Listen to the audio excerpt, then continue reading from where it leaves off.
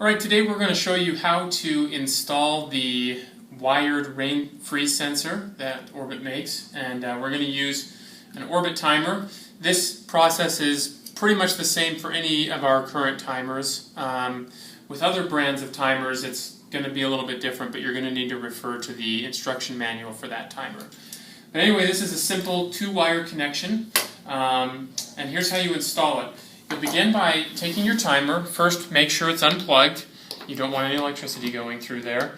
If it has a battery backup, that's okay. You can leave that in. It's not going to give you any sort of jolt that way, but it does need to be unplugged from the wall. That's definitely important.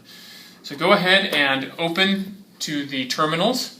In this case, we have two sensor terminals right here.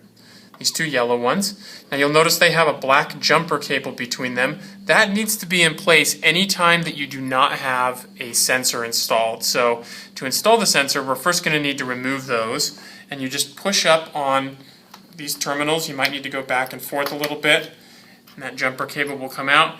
Probably want to keep that somewhere safe just in case you ever want to take the sensor off. So what you'll have here is two wires, and you'll just remove the insulation on the end of each of them. Take a second to probably twist those cables together so you get a good solid connection. And then you can go ahead and string those through the bottom port and simply install one into each of the sensor terminals. So you lift up on the terminal in question, insert that, let it down. It should have a nice tight fit there, and same thing on the other side. So once those are in place, next thing you'll need to do is you'll have a sensor switch here, rain sensor, and you need to just switch that to the on position.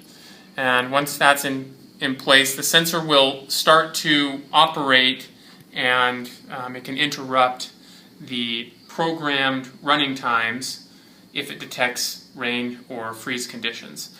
So that's all the setup you need to do.